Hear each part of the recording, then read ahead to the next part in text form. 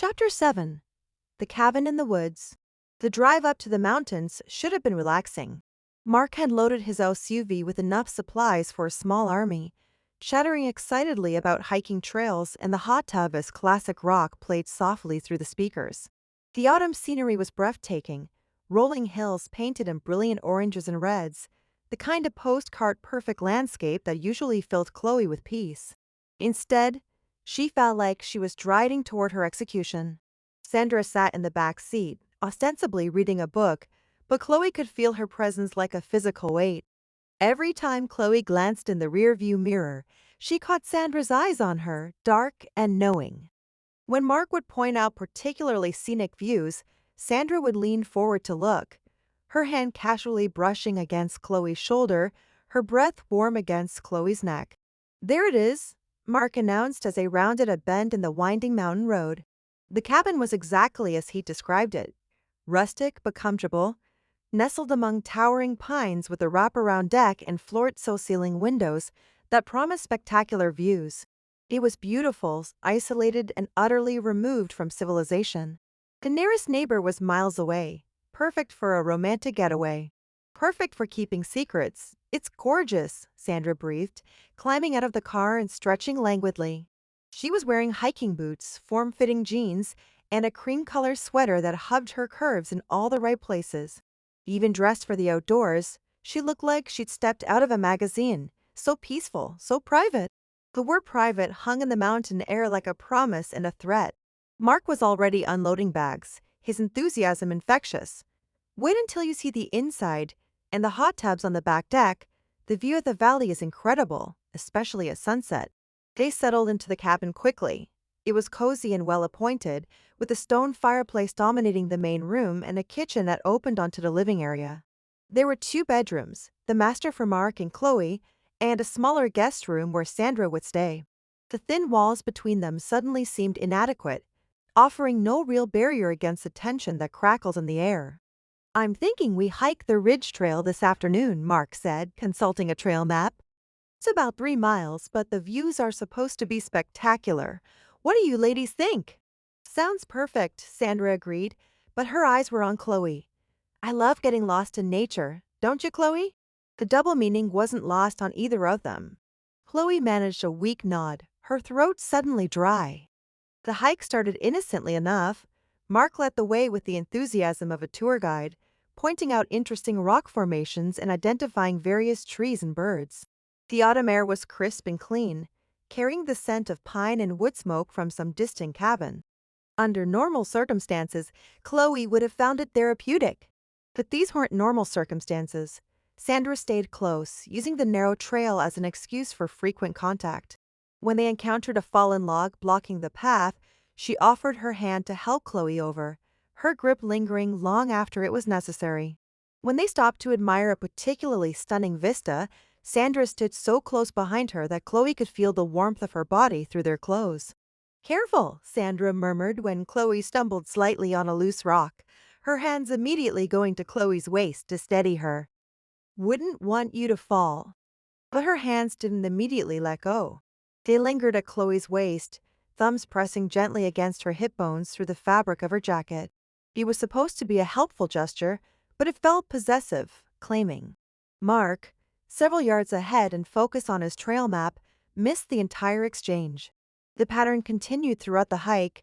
Sandra found excuse after excuse for contact, pointing out interesting flowers by placing her hand on Chloe's lower back, steadying herself on steep sections by gripping Chloe's arm, offering water from her bottle with fingers that deliberately brushed against Chloe's lips. Each touch was electric, purposeful, and completely deniable. To anyone watching, to Mark, it would look like nothing more than friendly, helpful gestures between two women navigating challenging terrain. But Chloe felt each contact like a brand, marking her, claiming her piece by piece. By the time they reached the summit, Chloe was a wreck. Her skin felt too tight, every nerve ending hypersensitive. The magnificent view of the valley spread out below them barely registered. All she could focus on was Sandra's presence beside her, the way the other woman's breathing had quickened from the climb, the way her sweater clung to her body. "This is incredible," Mark said, pulling out his phone to take pictures. Come here, you too. We need to commemorate this. He positioned them for a group photo, Sandra on one side, Chloe on the other, with the stunning mountain vista behind them. As Mark fiddled with the camera settings, Sandra's arm slipped around Chloe's waist, pulling her closer. Smile, Sandra whispered, her lips close enough to Chloe's ear that her breath sent shivers down Chloe's spine. We're making memories. The camera flashed, capturing what would look like a perfect moment between friends. But Chloe knew the truth was far more complicated, far more dangerous. That evening, Mark built a fire in the stone fireplace while Sandra prepared dinner in the kitchen. Chloe tried to help, but the space was small, forcing them to work in close proximity. Every time they reached for ingredients or cooking utensils, their bodies brushed together. Sandra would apologize with innocent smiles, but her eyes held that familiar heat that made Chloe's pulse race. Could you hand me that wooden spoon? Sandra asked, pointing to a utensil that was clearly within her own reach. Chloe complied, stretching across Sandra's body to retrieve it. As she did, Sandra turned, trapping Chloe between her body and the counter. For a moment, they were pressed together, face to face, Chloe's breath catching at the sudden proximity. Thank you, Sandra murmured, her voice husky. Her eyes dropped to Chloe's lips, and for a heart-stopping moment, Chloe thought she might kiss her right there, with Mark just 20 feet away. Instead, Sandra stepped back with that maddening smile, leaving Chloe gasping and shaken. Dinner smells amazing, Mark called from the living room, completely oblivious to the charged moment that had just passed. They ate by firelight, the dancing flames casting intimate shadows across the room. The wine Mark had brought helped ease some of Chloe's tension, but it also made her more susceptible to Sandra's subtle seduction. Every shared glance across the table felt loaded with meaning. When Sandra licked sauce from her fork, it was deliberately sensual. When she complimented Chloe's hiking ability, her tone was warm with double meaning. I think I'll turn in early, Mark announced after they'd finished the dishes. All that fresh air has me beat. You two can stay up and catch up some more. Chloe's heart hammered against her ribs. Being alone with Sandra in this isolated place, with nothing but thin walls separating them from Mark's sleeping form, felt impossibly dangerous. Actually, I'm pretty tired too, Chloe said quickly, starting to rise from the couch. Sandra's hand shot out, fingers wrapping around Chloe's wrist with gentle but firm pressure. Stay, she said softly. Just for a little while. It's been so long since we've had time to really talk. Mark, already heading toward the bedroom, called back, You two have fun. Don't stay up too late gossiping about me. And then he was gone, leaving them alone with only the crackling fire for company. Sandra released Chloe's wrist but didn't move away. The couch suddenly felt tiny, the space between them charged with electricity. Outside, the wind moved through the pines with a soft whisper that only emphasized their isolation. This is nice, Sandra said, settling back into the cushions. Just the two of us, like old times. Sandra, Chloe began, but the other woman cut her off with a gentle finger pressed to her lips. Shh, let's not talk about shoulds and shouldn'ts tonight. Let's just be two old friends by a fire, miles from anywhere. Her finger traced along Chloe's lower lip, featherlight but scorching. No one has to know what happens in the mountains, Chloe. What happens here can stay here. The fire popped and hissed, sending sparks up the chimney. From the bedroom came the sound of Mark settling into bed, springs creaking as he found a comfortable position. Soon, Chloe knew, he would be asleep, trusting and innocent, while she sat here being slowly consumed by the woman beside her. Sandra's hand moved from Chloe's lips to cup her face, thumb stroking across her cheekbone with devastating tenderness. I can be patient, she whispered. I can wait as long as it takes, but we both know how this ends, don't we? Chloe's resolve crumbled a little more with each word, each touch. The isolation of the mountains seemed to strip away her defenses, leaving her raw and vulnerable. In the city, she could hide behind routine and propriety. Here, with nothing but wilderness surrounding them and Sandra's knowing eyes reflecting the firelight, there was nowhere to run. I should go to bed, Chloe whispered, but she didn't move. Couldn't move? Should? Sandra repeated with a soft laugh. That word again.